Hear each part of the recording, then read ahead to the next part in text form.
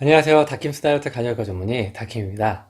여러분, 여러분이 좋아하는 음식은 어떤 맛인가요? 혹시 달달할 뿐만 아니라 맵고 짜기까지 한 음식은 아닌가요? 이번 시간에는 이러한 맵짠, 그리고 단짠, 이러한 맛에 대한 중요성에 대해서 같이 한번 알아보도록 하겠습니다. 먼저 매운맛에 대해서 한번 알아보겠는데요.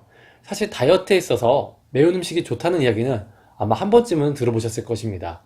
바로 캡사이신 때문인데요. 캡사이신은 지방분해 효과가 있으며 뇌의 신호체계에 영향을 주어서 포만감 형성에도 도움이 된다고 해서 다이어트 효능이 있다고 알려지기도 했습니다. 하지만 사실 캡사이신이 체중 감소에 있어서 효과적인 체중 감량을 기대할 만한 아주 명확한 연구는 아직 없습니다.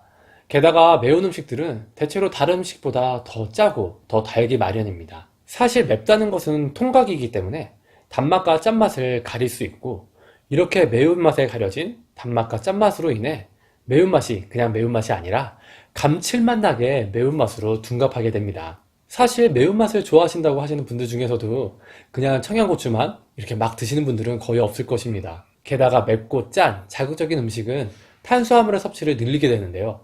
아무래도 입안의 매운맛을 중화하기 위해 밥을 더 먹을 수밖에 없겠죠. 이제 짠맛에 대해서도 한번 알아보겠는데요. WHO에서 제시하는 나트륨 섭취 1일 권장량은 2000mg입니다. 하지만 국물을 즐기며 맵고 짠 음식에 익숙한 우리나라 성인의 1일 나트륨 섭취량은 약 3700mg으로서 2배가 조금 안 되는 정도라고 하니 우리나라 국민들의 짠 음식 섭취는 꽤 심각한 수준입니다. 사실 짠 음식은 고혈압, 심장병, 신장질환, 골다공증 등 건강에 나쁜 영향을 미칩니다. 뿐만 아니라 다이어트에도 좋지 않은 영향을 미치는데요. 일단 부종이 발생하기 쉽고요. 침샘의 자극으로 소화효소가 분비되기 때문에 식욕 억제 호르몬인 렙틴 분비가 줄어들게 되어 식욕이 올라갈 수 있습니다. 더불어 앞서 매운맛에서도 언급했듯이 짠맛을 중화시키기 위해 식사량이 늘어나게 되고 때로는 폭식으로 이어질 수 있습니다. 한편 요즘에는 단짠이라는 표현을 쓰는데요.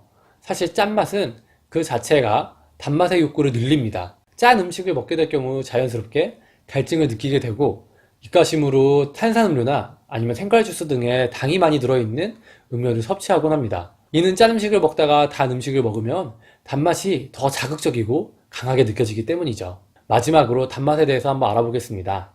사실 일반적으로 단맛은 누구나 좋아하는 맛입니다. 설탕과 인공 감미료 등으로 음식을 더욱 달고 맛있게 만들어내면서 이러한 단맛에 길들여질수록 뇌에서는 마약을 흡수했을 때와 비슷한 반응을 보이며 지속적으로 도파민을 분비해서 중독성을 보이고 더 강한 단맛을 요구하게 됩니다. 고칼로리로 인한 비만 등의 문제뿐만 아니라 저대질, 영양 불균형 등을 유발할 수 있게 되는데요. 이로 인해 다양한 성인병 등 건강에도 해로운 영향을 미칠 수 있기 때문에 단단히 주의하셔야 할 것입니다. 그렇다면 이러한 매운맛, 짠맛, 단맛, 맵짠, 아니면 단짠, 이러한 유혹을 이기기 위해서는 어떻게 해야 할까요? 사실 맵고 짜고 단 음식들의 공통점은 칼로리가 높은 편, 혹은 뇌를 자극해서 점점 더 자극적인 맛을 원한다, 이 정도일 것입니다. 이러한 음식을 단번에 끊을 수 있다면 좋겠지만 오히려 갑자기 끊게 될 경우 오래가지 않아서 다시 맵고 짜고 단맛을 이전보다 더 갈구하는 부작용이 나타날 수 있게 될 것입니다.